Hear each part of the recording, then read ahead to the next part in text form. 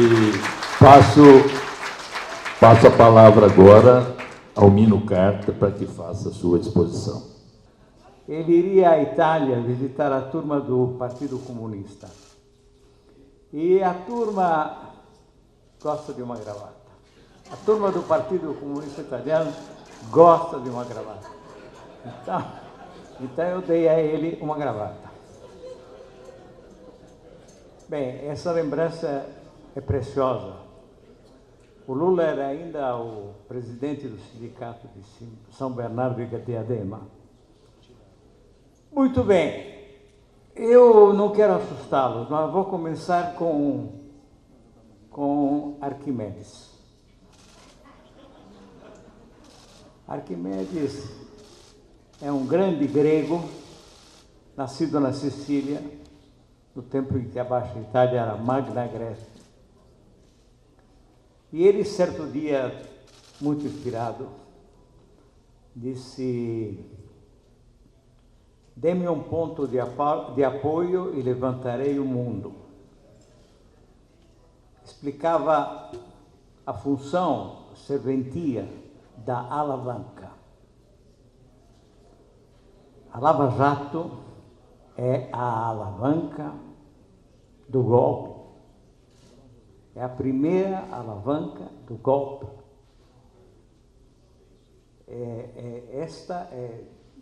Esse fato é de uma clareza absoluta. E não é por acaso que o juiz Sérgio Moro e a turma dos seus promotores, que se parecem tanto com os pregadores da Primeira Cruzada, Deus quer a luta contra os infiéis, se parecem até um certo ponto, como explicarei logo em seguida. Então, o projeto Lava Jato é efetivamente a primeira alavanca do golpe. Mesmo porque é muito anterior ao golpe. Prepara o caminho. Exibe uma debilidade que de verdade é forjada, que de fato é forjada.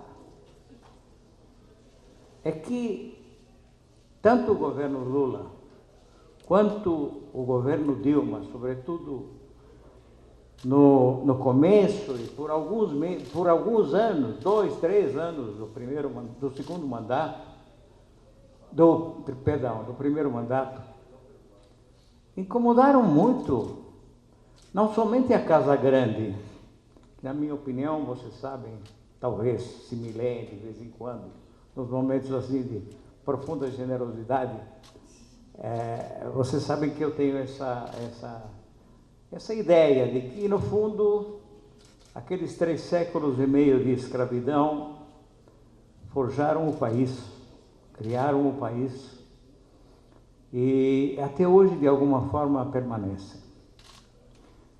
Tanto que esse golpe voltou a nos precipitar numa Idade Média. Não é?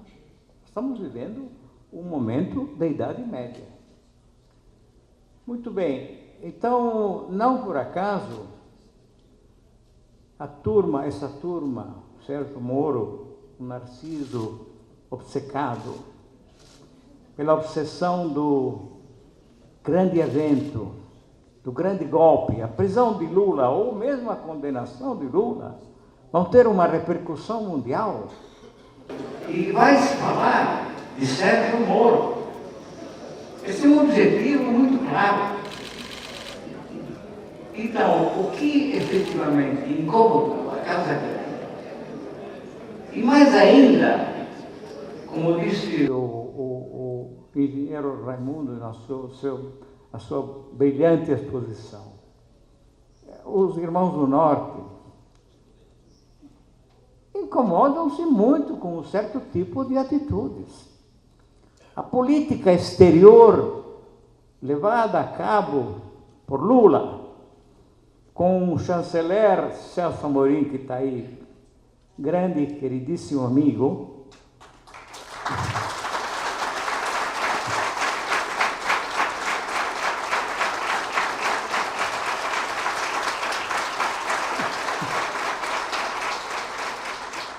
desatrelou o Brasil dos interesses americanos.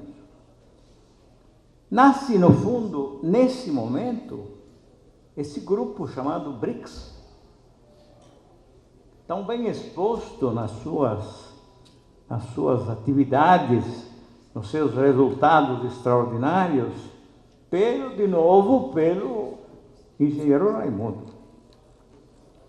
Então, qual era o objetivo?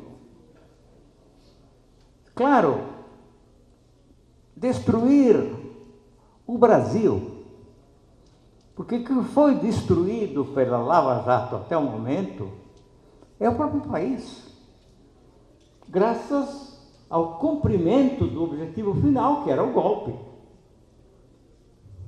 Agora, o objetivo a caminho desse resultado extraordinário era destruir o PT e destruir o seu líder, o nosso eterno presidente Lula, não é? Não por acaso, essa rapaziada que compõe a chamada República de Curitiba frequenta a miúde, mas muito a miúde, a capital dos Estados Unidos. O Sérgio Moro está lá uma vez por mês, mas o Dallagnol também vai lá, porque eles fizeram um curso por lá, que não sei exatamente qual foi, mas eles passam, inevitavelmente, pelos escritórios do FBI, da CIA e da DEA. Eles passam, sempre. Não perdem a oportunidade. No fundo, o que nesse conjunto me irrita sobremaneira, me ofende nas entranhas, é o fato de que o nosso Supremo Tribunal Federal fica quieto diante das irregularidades, dos deslizes, dos crimes cometidos ao longo dessa investigação que se chamou Lava Jato. Lava Jato seria bom. Não se trata, evidentemente, de defender a corrupção, pelo contrário. A corrupção tem que ser combatida e com extrema determinação. Mas a questão não é essa. Essa é uma cortina de fumaça. Absolutamente uma cortina de fumaça. Eu li um texto escrito por Sérgio Moro, um texto capenga, eu diria. Não o publicaria em Carta Capital.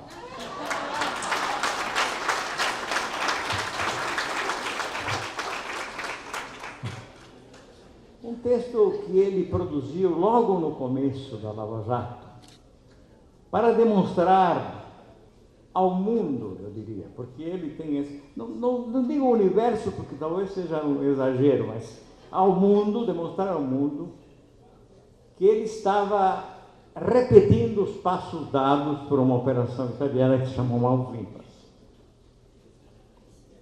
Olha, nunca li besteiras tão magistrais, pronunciadas com uma desfaçatez, com uma empáfia absolutamente demonstrativa da mediocridade desse sujeito. Inclusive, ele dá uma bibliografia ao cabo desse seu ensaio. E o que cita? Um livro italiano, absolutamente secundário. Na Itália tem toda uma literatura, em toda a operação, as operações Mãos Limpas. É um livro totalmente secundário, traduzido em inglês. O senhor Moro, suponho que ele tenha uma origem italiana com esse nome. Mas ele cita com uma tranquilidade e, de certa forma, com uma ingenuidade absoluta, cita o tal livro secundário, que ele leu em inglês, título em inglês. O arrazoado dele é absurdo. Ele, por exemplo, conta que os vazamentos fazem bem a uma operação daquele porte. E que ele aprendeu isso com a Operação Mãos Limpas.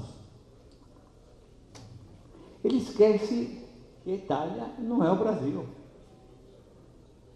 A Itália, além de ter um Supremo, que se chama Corte de Cassazione, tem também uma Corte Constitucional, a qual zela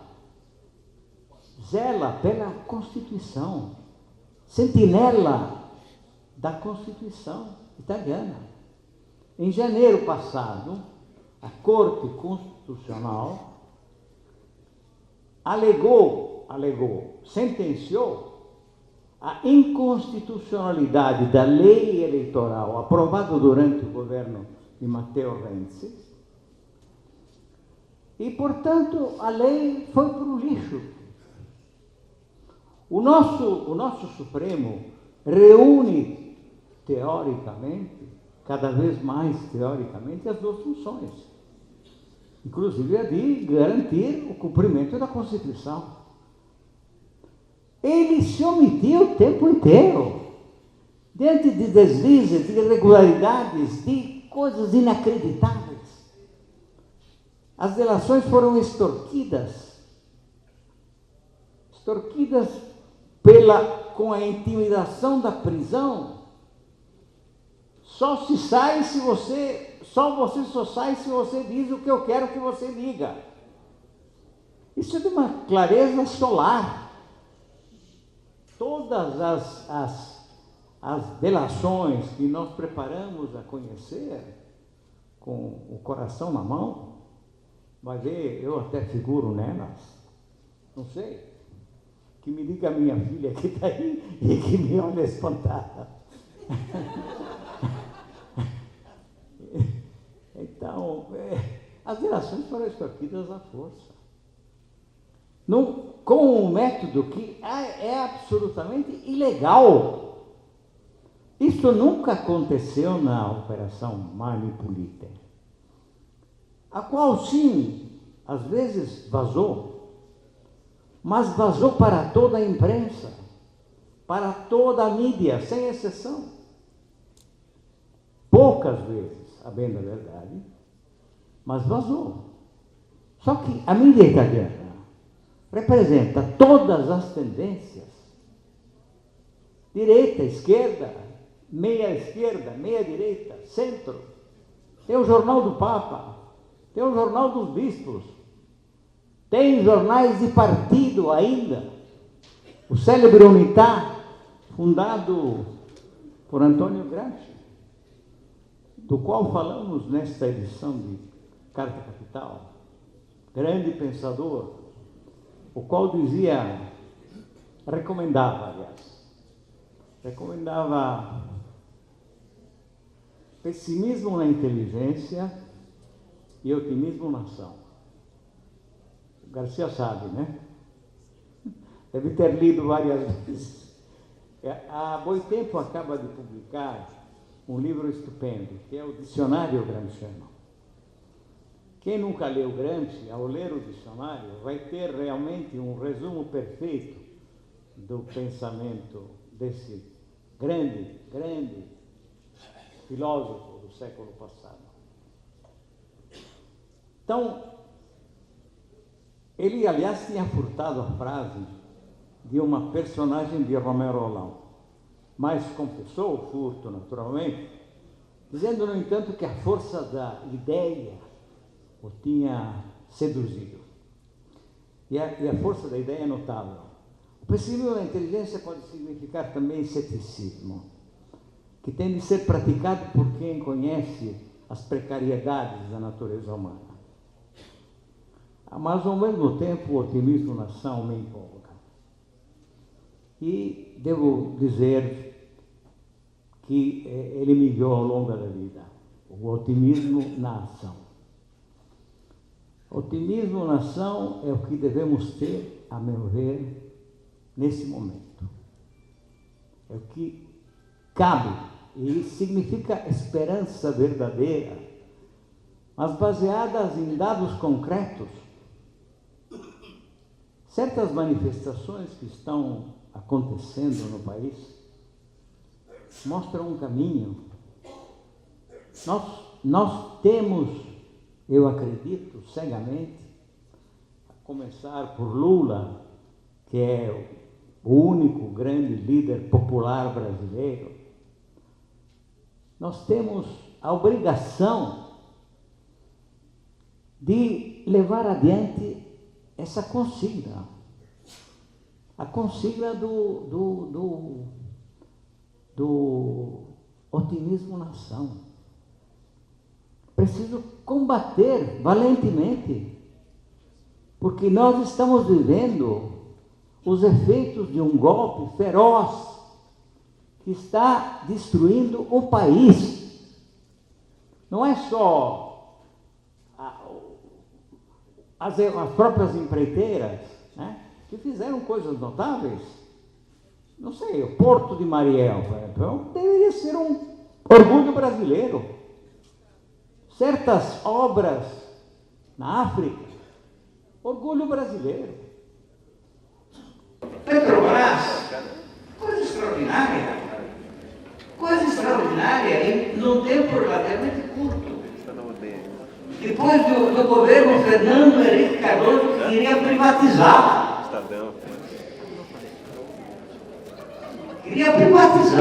Ele já queria começar. Por onde essa turma está terminando? Aliás, a aliança entre tucanos e PMDBistas é perfeita. Aí os tucanos, esse pássaro que não voa, e que diziam ser de esquerda, mas a esquerda, assim, muito agitada, muito aguerrida, não viraram o melhor instrumento. Eu não digo da direita, porque, não sei, Adenauer era de direita, De Gasperi era de direita, Churchill era de direita. Eu não acho que é um pecado ser conservador. Eu não encaro isso como um pecado mortal.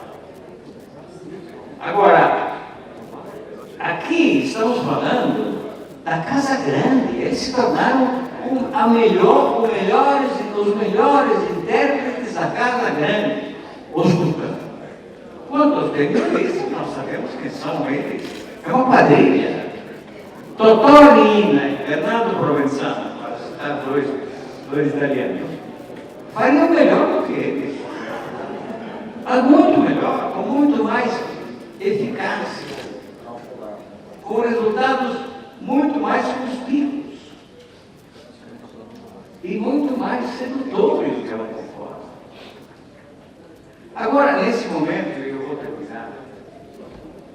Eu quero dizer que há um lance no ar, além daquele que me anima, diante, por exemplo, das manifestações contra a Previdência, mas ainda mais das que houve em Monteiro.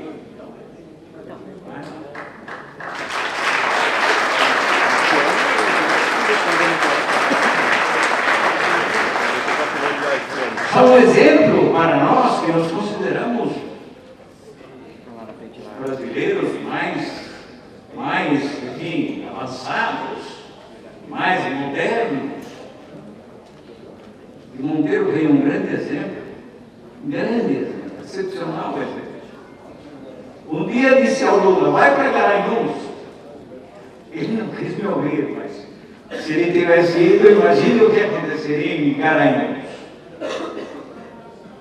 Bem, mas há um outro aspecto que é tão animador quanto e ao mesmo tempo me faz rir,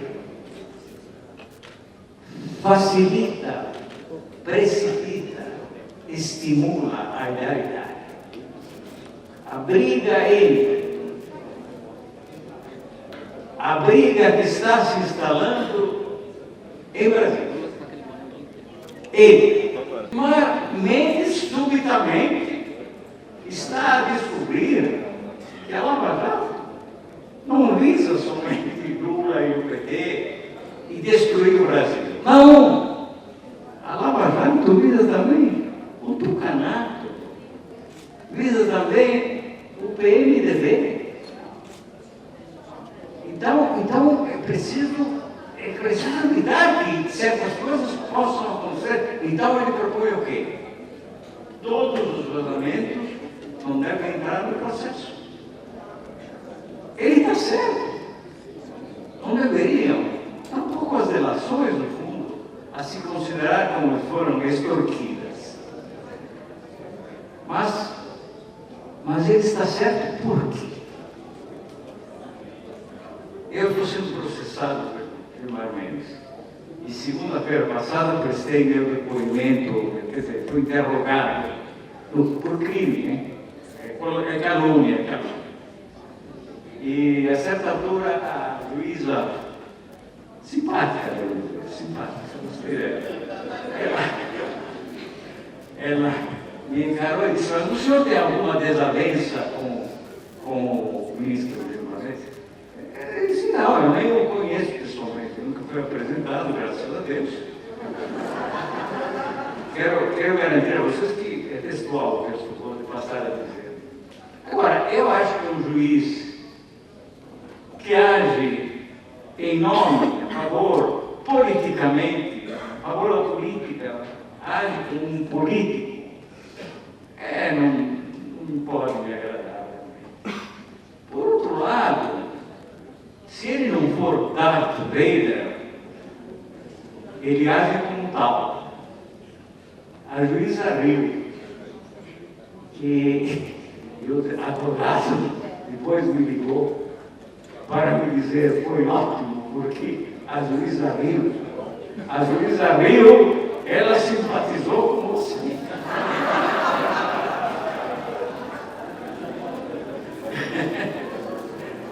Bem, amigas e amigos, aqui estou eu, otimista nação, muito otimista nação, e muito confiante na incrível capacidade de liderança deste velho amigo Lula, que conheço há quase 40 anos. Daqui a pouco celebramos esse aniversário. Infelizmente, faltarão a ele e às nossas mulheres.